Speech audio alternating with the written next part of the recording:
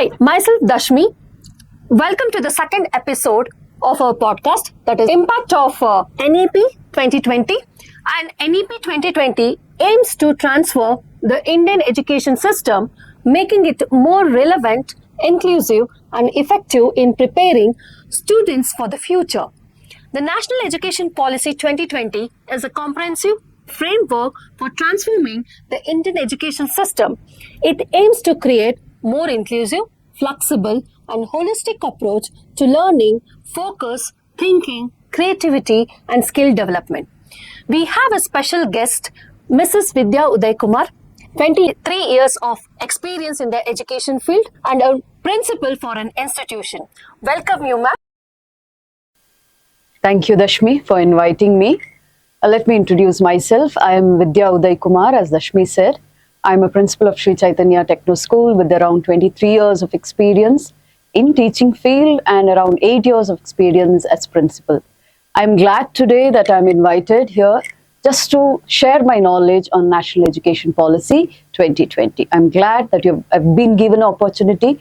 So whatever I would have known to myself, maybe that was going to help the future leaders of our nation. I am a certified capacity building program from the regional office of CBSE with having 25 hours of CBP gained by the resource persons from CBSE. Welcome you, ma'am.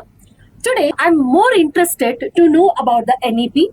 First, I want to ask one question. What is the vision behind the National Education Policy 2020 and why is it considered such a major reform? 2020. All of us know that NEP is something something related to the education policy, and we have always been telling that NEP 2020. But to be very frank, the National Education Policy was started in the year 1968.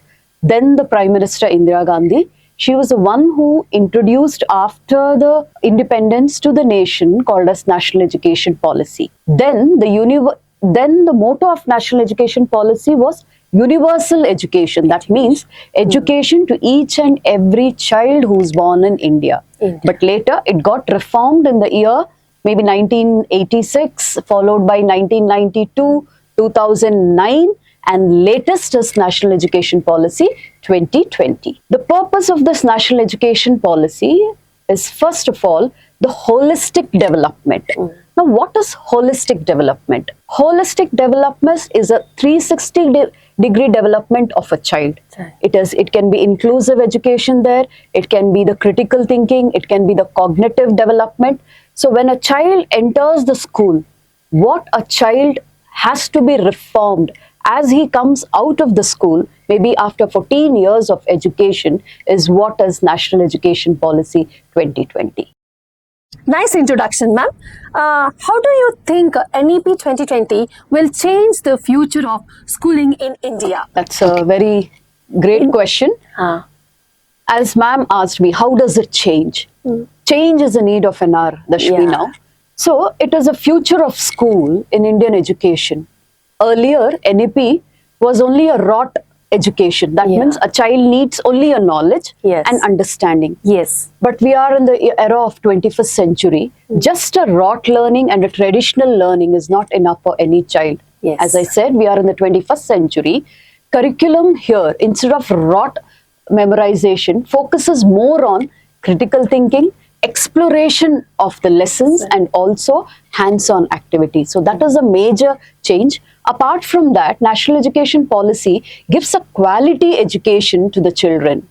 Greater emphasis is done on vocational training, development of practical skills like communication and collaboration. So this is the main motto of National Education Policy 2020. Thank you, ma'am. So I want to know about the NEP. What will be the impact for the students, for the parents and for the administration? So here, I would like to ask the questions based on this. NEP as an introduced the 5+3+3+4 structure.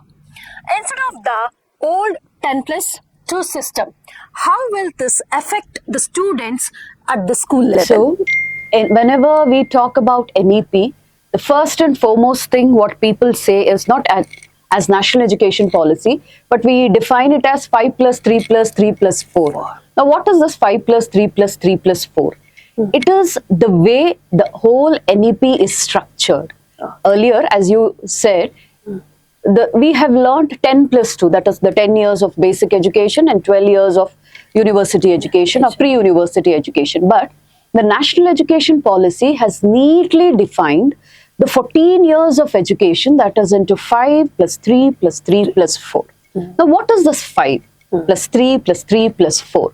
5, the first 5 years are the nursery education, where you have pre-nursery, you have lower kindergarten, you have upper kindergarten, what we call as LKG, UKG. Even the primary grade 1 and 2 is structured under this 5 years. And the age criteria is somewhere between age 3 to age 8 years. Now, this is called as the first stage. Why is it called the first stage? It is the initial stage when the child steps into the school. When the child steps into the school, that is the age where we are supposed to settle the child, introduce the child to the school. So that it itself is called the first stage of the school. And here the learning process happens. Children do learn what is not merely the subject, but they do learn what is essential for them. But more of learning happens in the playway method. So that is very important. And apart from that essential skill, social interaction is developed. And mostly, Dashmi, what you have to know here is this 5 years of basic education, or the education what we call as the front education or the early stages of education, there are chances that these education can happen in a local language to the children. So that is the first 5 years. Once the child comes to grade 2, we go to the next 3-year education, and that is called the preparatory. Now you know what is preparatory. We prepare the children. Age group from 8 to 11, that is grade 3, grade 4, grade 5, they fall into this preparatory education. Now, after this foundational stage, children know what is school. Maybe the emotional development is developed, the social development is developed, a little fun way, playway method they have learned. This is the time, that is the preparatory education or the preparatory age is a time where you slowly start introducing the subjects to the children. Subjects like English, apart from the local subject, whatever the mother tongue they learn, English is introduced, math is introduced, science is introduced, social is introduced. It is necessary for the child where the brain by the age of 8 is adaptable to any of the changes that is there in the surrounding. So this is a right age for the children to be introduced to the subjects. So that becomes the preparatory year. Followed by another 3 years is a middle age. That is somewhere between the age 11 to 14. We can also think this is the age when the adolescence is affecting the children. This is the age when the teenage enters to the children. So here, more of critical thinking, more of cognitive development is also added at this stage. As I was talking about the middle phase, that is between the age 11 to 14. This is the third stage. Depth understanding of the concepts is very clear. So this is the age, maybe from grade 6 onwards, even the vocational skills can be introduced to the children. Many of the schools in the urban societies or in Bangalore or in the metropolitan schools, apart from the languages, 2 or 3 languages, whatever the child studies, and social science and math, apart from this, the artificial intelligence is introduced in this age. Industry exploration is introduced, and then maybe the skill educations are introduced. Coding is introduced when it comes to technology. Children are taken to different field trips at this age so that the close monitor of learning happens. So this age plays a very important role. The last age becomes the secondary stage. That is somewhere where the child is the age between 14 to 18. The child is between class 9 to class 12. So this is the age where the child knows what he wants. What he wants to be in the future. So instead of having the old tradition method where after 9th and 10th, the child is asked after the 10th result whether you're going to choose arts or science or maybe commerce. This is the time. The National Education Policy, ma'am, gives you one important note where a child at the age of 14 till the age of 18, he can choose in his subject history. He can choose physics. He can choose accounts. That is a combination of both math, science, arts, English. Anything can be chosen in this. In most of the schools like Metropolitan School, first hour is not the child sitting in the class. First couple of hours, child is sent to the industries to explore. Child is sent outside, maybe if he is interested in marketing. The child is sent to the digital content if he is interested in digital creation, or he is sent to the newsrooms if he wants to be an anchor or a journalist. So this is how the vocational courses are introduced in the child's mind, because this is the age from 14 to 18 where the child himself or herself will know what is required for him for his upcoming future. So that is how the 5 plus 3 plus 3 plus 4 is beautifully introduced by National Education Policy 2020. Yeah. So next we'll move to the next question. Next we have a question about NEP talks about flexibility in choosing subject. How soon can students expect to benefit from this flexibility in schools, ma'am? As you asked, the flexibility in choosing subject.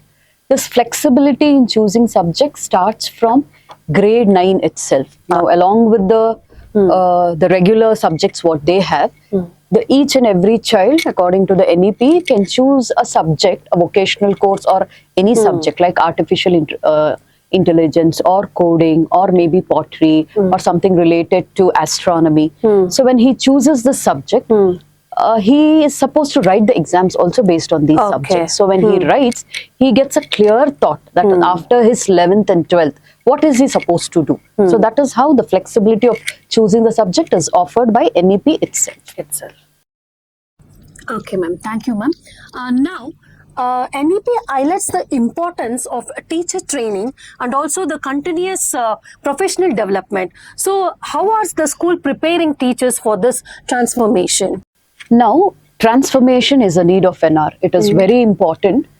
NEP 2020 not only focuses on students, but it is supposed to focus on the teachers, facilitators, and also the parents. Now, you asked me a very good question. The goal is to empower the teachers.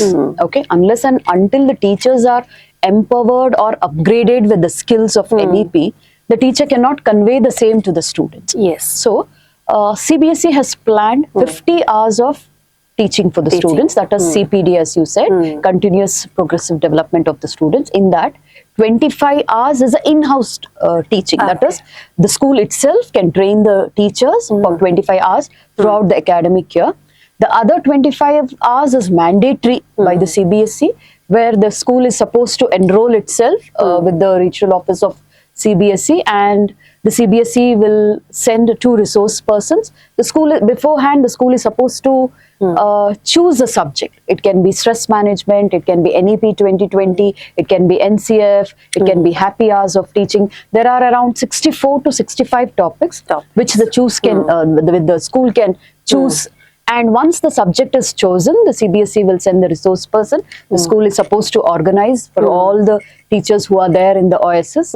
And there would be one session is for about 8 hours. So continuously it can be done throughout the year, or it can be 16 hours for 2 days. However, the school wants its teachers to be upgraded.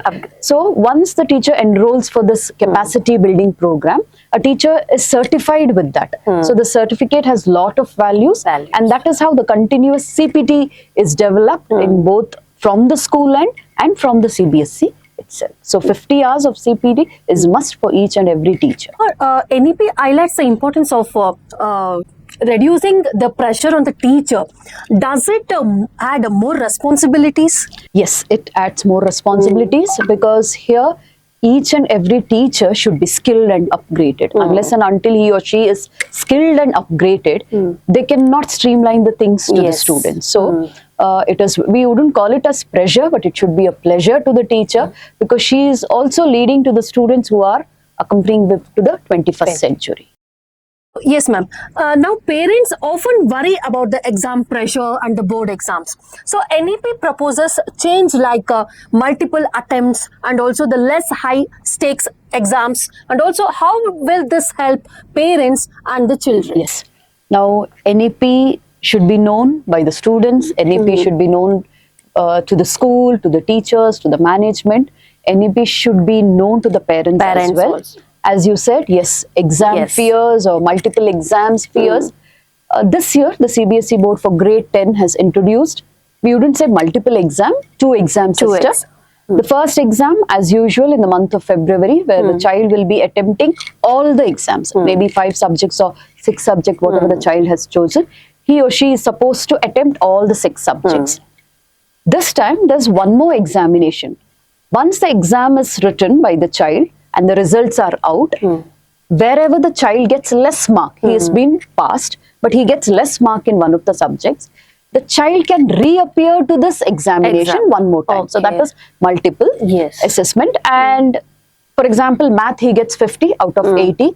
He assumes that he wants maybe 70. There would be a gap of a couple of weeks where the child can prepare, rewrite the exam, and maybe in that exam, if he gets 70 or 75 out of 80, his marks card will have the best out of 2. So it is not writing a compartment exam. It is an improvement exam where a child has got an opportunity to improve his skills and write again. So this is one of the wonderful thing what NEP has introduced to the system. It is again, I say, as it is not a pressure to the child and the parent, it is a pleasure for the improvement of the child's education. Now, NEP strongly emphasize skills, vocational training, coding and life skills, even at school level. How are schools implementing this and how will it benefit students in the long run? NEP, as I said earlier, strongly thinks about vocational courses and skill courses. Many of the schools have revamped their education system after introducing NEP 2020. Revamping in the sense more of skill-based learning is incorporated in their curriculum. Apart from that, coding, artificial intelligence is also used by most of the schools. Project-based learning, that is PBL, where in the class, where there is a traditional way of teaching, instead of that, project way teaching is done. This will always remain in the minds of the student. When the child uses his hands and minds to experiment things by himself, he will remember it for a long time. So that is one of the criteria, that is project-based learning, experiential learning through his own experience, through his own hands-on experience. So whenever the fine motor skills are introduced, along with the LSRW, learning, that is learning, writing, reading skills, and the hands-on experience are introduced, it is the learning for the development, it is a learning for life. So the skill-based learning, hands-on experience, apart from that, industrial visits, internship is given to the school, and some of the students are being entrepreneurs. They want to have their own system. The schools are giving opportunity to the students where they sometimes invite the parents also just to see how far the child is introduced and imbibed himself with the NEP 2020. So it is must that most of the schools have already revamped, but there are still certain percentage of schools who have started it, but there are few percentage of schools who are yet to think whether NEP has to be. So NEP is a boom. As I always say, it is a need of an hour. It is required for each and every educator, student and also parent to understand and implement it. Yes, ma'am. Very good information. Now, I want to know about implementation is always a challenge. And what are the practical difficulties the school will face in adopting the NEP 2020? When anything is newly started, it is always a challenging. Implementing, as you said, is always challenging. The school first and foremost should upgrade its teachers. So when the teachers are upgraded, automatically NEP can be taught to the students. Parents have to be involved in NEP. Parents should be made to be understood as what is NEP.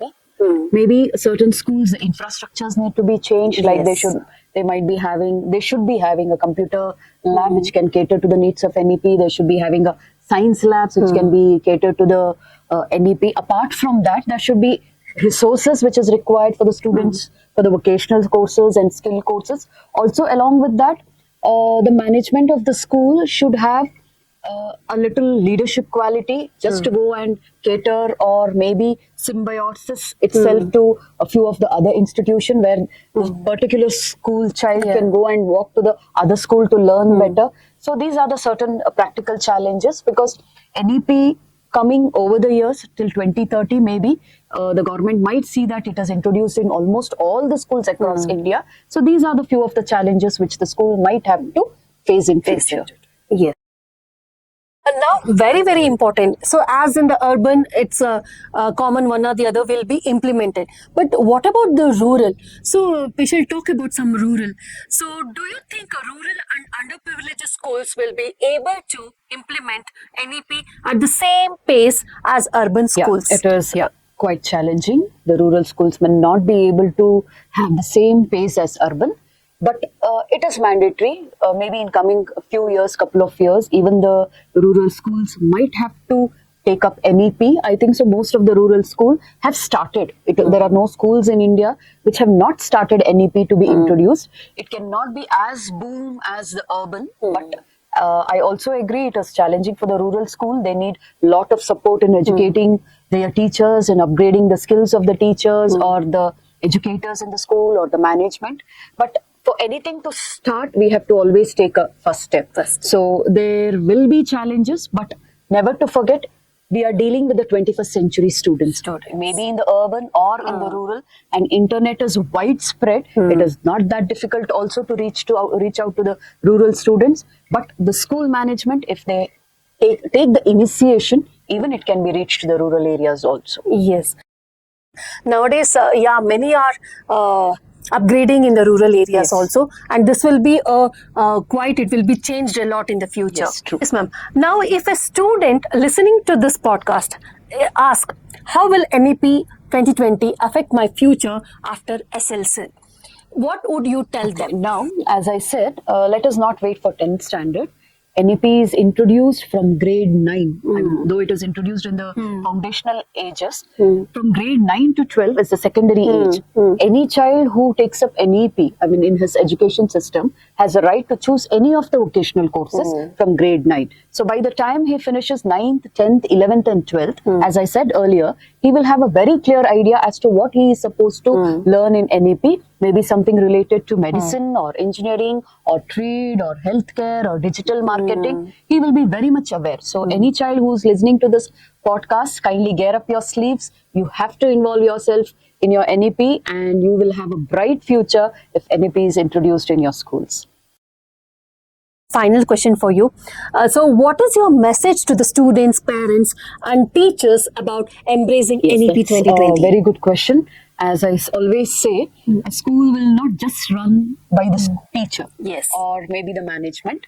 Students are like the bridge in the school, where one part of the bridge is parent, another part of the bridge is the school. So students are the bridge there. So it is very important for us to embrace NEP, because NEP will always move from the traditional way of learning to the holistic development. When I always say holistic, it is a 360-degree development of the child. So it happens, there is a shift towards the holistic development and skill-based approach. So that is NEP 2020, where each and every child of India or each and every children from Indian schools have to get into NEP, that is National Education Policy 2020. Thank you, ma'am. It was a wonderful conversation with you about the NEP 2020. Of course, it will be very much useful for the rural people and also many of the educators. Thank you, ma'am. Thank you so much.